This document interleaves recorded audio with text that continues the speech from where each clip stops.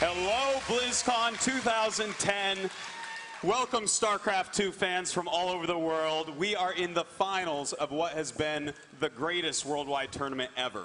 Of all time. I can't wait to catch these finals. Me and my voice box are very excited right now. Sean, how are you feeling? Dude, I'm so pumped because not only is this really the two best players in the tournament, but it is also a rematch from their winners bracket round, so we really get to see who will be able to, pull through and win this for $25,000. And that was a really great match that we already saw. Loner barely pulled it out 2-1. It really looked like NEXGenius would win.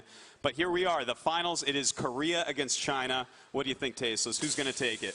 Well, both these guys play in the tournament that we do in Korea, the GSL, and both of them have been performing very well.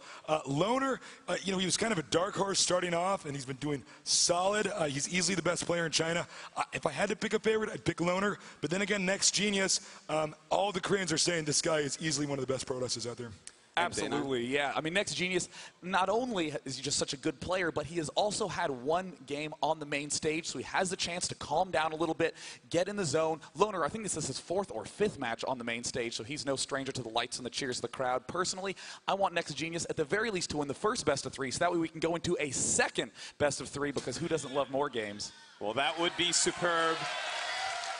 And, well, before we talk too much about the players, let's take a look at the 16 faces of the StarCraft 2 tournament that made this competition so special.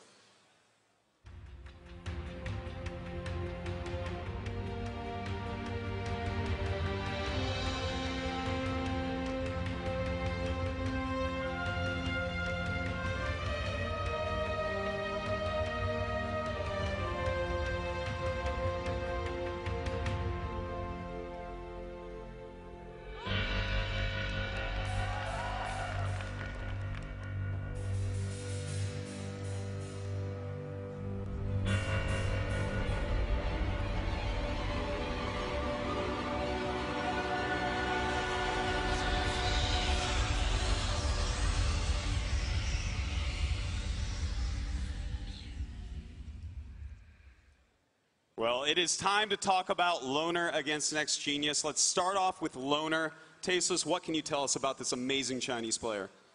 He's pretty amazing. He knocked me out of a tournament in Shanghai, which kind of sucks. But he's really, really talented. And his early game isn't the best, but his mid game is so solid that it seems like even if he gets behind, he can always manage to just win with solid macro or the ability to control the economics of the game.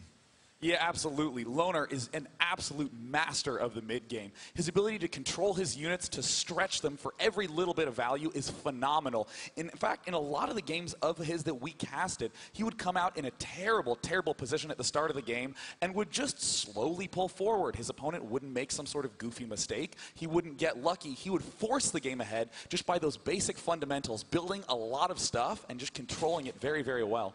Loner is always a player that tells me, I'm very nervous. I don't think I can do it on stage, but we're all going to look back, I think, in a couple years and say, BlizzCon 2010, that is where Loner came out of his shell and really became a top contender. Absolutely. Any of you guys think Loner can win this?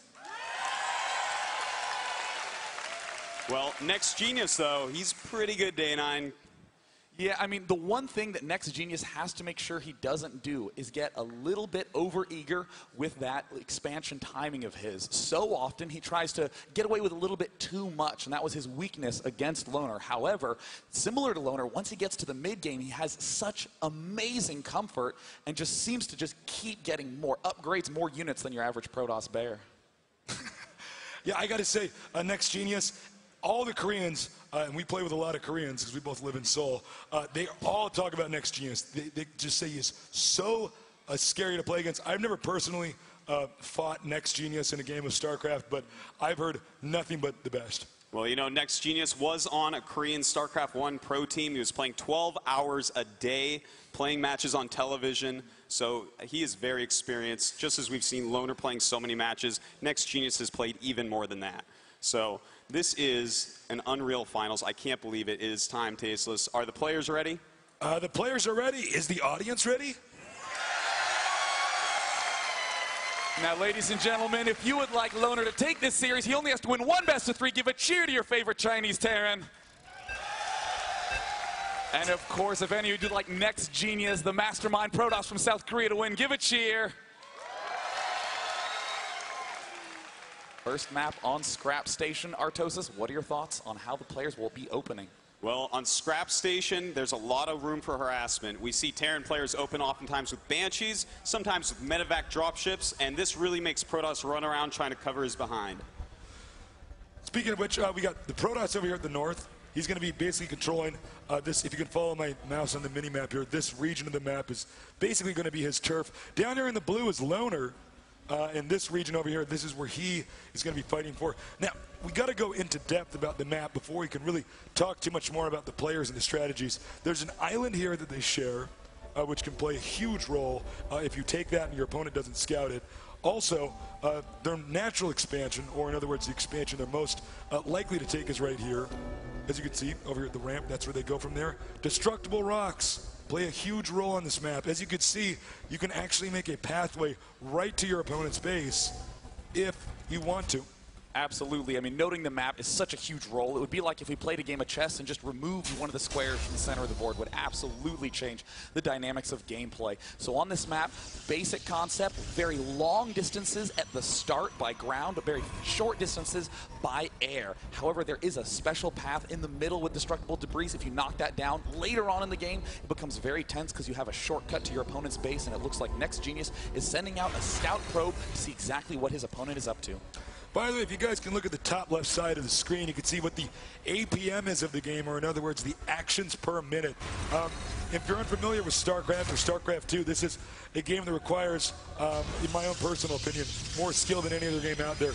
Most pro gamers have 300, literally 300 actions per minute. And you can see right now, currently, our red player right at 300 actually, Loner at about 235. That'll probably pick up as the game progresses. That's right, and that's the type of speed you need, because in this economy-based game, you have to be aware of everything. If he's trying to attack your economy, the blue mineral area, then you need to defend it. At the same time, you could be attacking 2, 3 other spots. You also have to be spending everything, scouting the map. There's just so much to do that any player of this caliber really needs to be doing at least 250 to 300 different things every minute. Now, it looks like NEXGenius is taking his second gas geyser relatively quickly in his main. That does mean he will be teching up a little bit more quickly, will not be going for a little bit faster of an expansion. And meanwhile, in the Terran base, in Loner's base, he's doing a relatively normal opening. Oh no, the probe in the base does manage to sneak in, so that does mean NEXGenius knows exactly what his opponent is doing, doesn't have to do any guesswork, can prepare directly for what he sees. And, well, we see that Loner is going for 2 barracks. This means he's going to put on at least some pressure early and try to, you know, really mess with NEXGenius's game plan. But NEXGenius has scouted this, and that is so important. Loner has killed the probe, so now he can go ahead and tech more if he likes. But at the same time, NEXGenius, he got more information than he really should have there. We do see Warp Gate being researched. Warp Gate, very common to get early on as Protoss. That way you can warp in your units. Basically allows you to get units faster in any location where pylons are. And it looks like NEXGenius is playing super safe mode, opting to get that very fast robotics facility that will allow him to get an observer, a cloaked unit that can only look around, but again, because it is invisible, it allows you a complete total knowledge of what your opponent is doing. And at the same time, throwing up another gateway, so he's going to be pretty unit heavy early on.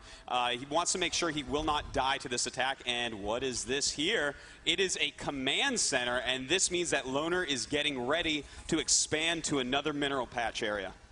Looks like he's probably going to expand down here. The command center can float, so of course you can move it down here pretty easily.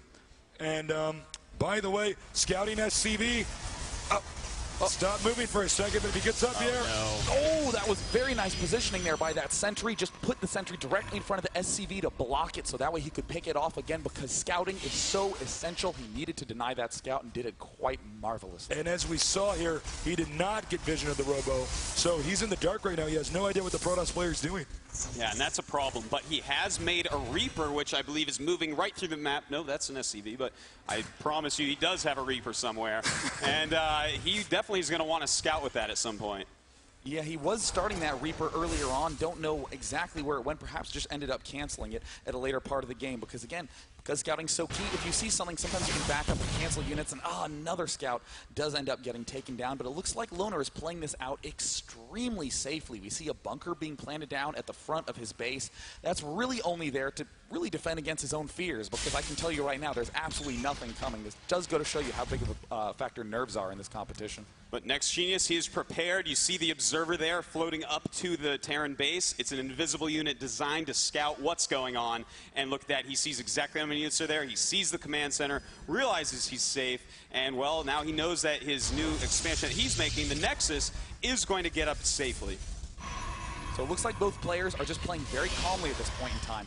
Absolutely nothing wrong with that. Both these players are very talented. They want the game to go on longer. The longer the game is, the more decisions there are, and on average, the better decisions they will make because they are so good. So that's the comfort zone of the expert player, and we can see them both gearing up for their upcoming expansions. Loner continuing to just build units off 3 barracks, scouting SCV, heading up into the base. Again, this is, what, the 3rd or 4th SCV? Now remember, he has no idea.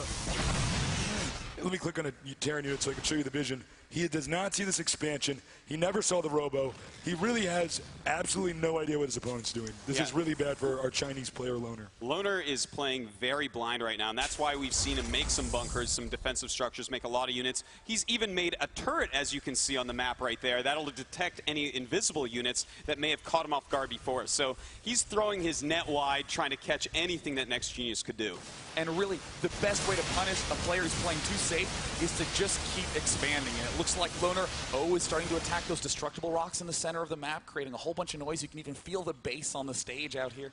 That is a great way to open up an attack path for the later stages of the game. It starts off very long, but it's going to end up very, very close spots. Now we see a Colossus is making for our Protoss player, NEXGenius, and this is the unit of the game right here. This is the most important unit that's going to come on the map.